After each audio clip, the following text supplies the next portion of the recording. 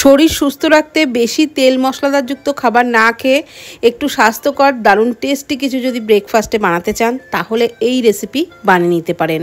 সাথে একটা দারুণ টেস্টি চাটনি তো অবশ্যই আছে, আর এই চাটনির সাথে এই রেসিপি খেতে কিন্তু দারুণ লাগে। ব্রেকফাস্ট বা ডিনারে ট্রাই করতেই পারেন। তো এই রেসিপির জন্য আমি এখানে দুটো কাঁচা আলু নিয়েছি, ছোট সাইজেরই নিয়েছি, আর গ্রেটারের মাঝারি দিকটাতেই আলুগুলো গ্রেট করে নিয়েছি। এখন 2-3 বার জল পাল্টে আলু কিন্তু ভালো করে ধুয়ে নেব। আলু ধুয়ে আলুর জলটাকেও ভালো করে নিংড়ে নিয়েছি। এখন একটা কড়াইয়ের মধ্যে দিয়ে দিচ্ছি হাফ কাপে করে 1 কাপ জল। পরিমাণ মতো লবণটা দিয়ে দিলাম, তারপর দিয়ে দিচ্ছি হাফ চামচ চিলি ফ্লেক্স, দিয়ে দিচ্ছি অল্প পরিমাণে কারি পাতা কুচি। কারি পাতা না থাকলে তার বদলে ধনে পাতাও দিতে পারেন। তো এগুলোকে জলের সাথে ভালোভাবে নাড়াচাড়া করে মিশিয়ে নেওয়ার পর দিয়ে দিচ্ছি গ্রেট করা কাঁচা আলু। আর কাঁচা আলু দিয়ে নাড়াচাড়া করে একটু কিন্তু বয়েল করে নিতে হবে। খুব বেশিক্ষণ ফোটানোর দরকার নেই, মোটামুটি আলুটা একটু সফট হয়ে যাবে ততক্ষণ পর্যন্ত ফুটিয়ে নিতে হবে। তো তারপর আমি ওর মধ্যে দিয়ে দিচ্ছি হাফ কাপ সুজি, আর এক হাতে দিচ্ছি, আরেক হাতে কিন্তু নাড়াচাড়া করছি। অল্প অল্প করে দিচ্ছি আর এক হাতে নাড়াচাড়া করে নিচ্ছি। অবশ্যই গ্যাসের ফ্লেম কিন্তু একেবারেই লোতে রেখে, আর নাড়াচাড়া করতে করতে দেখবেন কিছুক্ষণের মধ্যেই একটা মণ্ড মতো তৈরি হয়ে যাবে। ততক্ষণ পর্যন্ত নাড়াচাড়া করে নিতে হবে, তারপর এটাকে নামিয়ে নিতে হবে। আর ওই সুজির মণ্ডটাকে নামিয়ে হালকা ঠান্ডা করে নিয়েছি, মানে এখনও হালকা গরম রয়েছে। তো সেই অবস্থাতেই হাতের পাতা একটু তেল মেখে নিয়েছিলাম, ওর থেকে অল্প অল্প পরিমাণে নিয়ে এই রকম ছোট ছোট করে ইডলিগুলো বানিয়ে নিচ্ছি।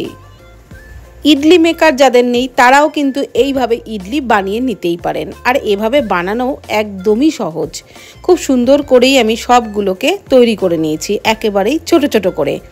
এইবার এগুলোকে ভাপিয়ে নেব। তার জন্য কড়াইয়ে অল্প জলের উপরে একটা ছিদ্রযুক্ত থালা বসিয়ে দিলাম। এই রকম থালা তো সবার বাড়িতেই থাকে, আর তার উপরে একটু সাদা তেল ব্রাশ করে নিচ্ছি। এইবার ওই ইডলিগুলোকে থালার উপরে পরপর সাজিয়ে দিচ্ছি। আমি কয়েকদিন আগেই আমার চ্যানেলে হাতে তৈরি আরও একটা ইডলি রেসিপি কিন্তু শেয়ার করেছি, আপনারা চাইলে দেখে নিতে পারেন। তো ঢাকনা চাপা দিয়ে 7-8 মিনিট মতো ভাপিয়ে নেব, ততক্ষণে চাটনি বানিয়ে নিচ্ছি। বড় সাইজের টমেটো কুচি, 2 কোয়া রসুন, সামান্য আদা কুচি, 2টো কাঁচা লঙ্কা, অল্প কারি পাতা, একটু বিট লবণ, সাদা লবণ, আর দিয়ে দিচ্ছি সামান্য একটু তেঁতুল, আর অল্প জল দিয়ে সমস্ত কিছু পেস্ট তৈরি করে নেব।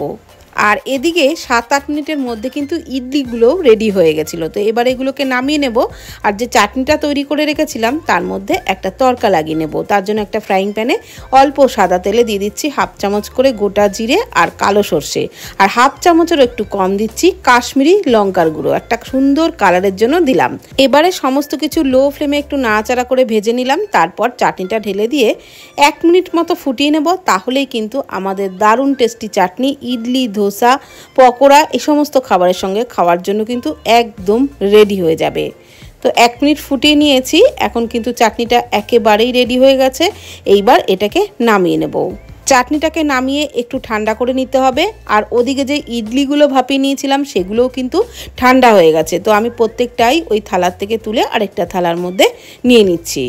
আপনারা চাইলে এই অবস্থাতে ইডলিগুলো খেতে পারেন, তবে আমি টেস্টটা আরও একটু বাড়ানোর জন্য ফ্রাইং প্যানে 2 টেবিল চামচ সাদা তেলে হাফ চামচ কালো সর্ষে আর হাফ চামচ সাদা তিল দিয়ে লো ফ্লেমে নাড়াচাড়া করে একটু ভেজে নিয়ে ইডলিগুলো দিয়ে দিলাম।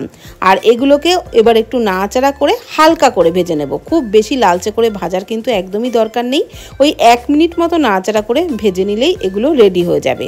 আর টেস্টটা আরও একটু বাড়ানোর জন্য বা চটপটা স্বাদের জন্য দিয়ে দিলাম চাট মশলা, হাফ চামচের একটু বেশি দিলাম দুবারে। আর চাট মশলা দিয়ে নাড়াচাড়া করে ওই 1 মিনিট মতনই কিন্তু ভেজে নেব। এই চাট মশলার জন্য ইডলিগুলো খেতে আরও কিন্তু বেশি টেস্ট হবে। তো নাড়াচাড়া করে 1 মিনিট ভেজে নিয়েছি, এবার ইডলিগুলোকে নামিয়ে নিচ্ছি। চাটনির সাথে পরিবেশন করেছিলাম, সত্যিই খেতে অপূর্ব লেগেছিল। ব্রেকফাস্টে আপনারা এই রেসিপি ট্রাই করতেই পারেন, তো আপনাদেরও কিন্তু দারুণ লাগবে। যেমন স্বাস্থ্যকর তেমনই টেস্টি। তো ভিডিওটি কেমন লাগলো প্লিজ কমেন্টের মাধ্যমে জানাবেন। ধন্যবাদ।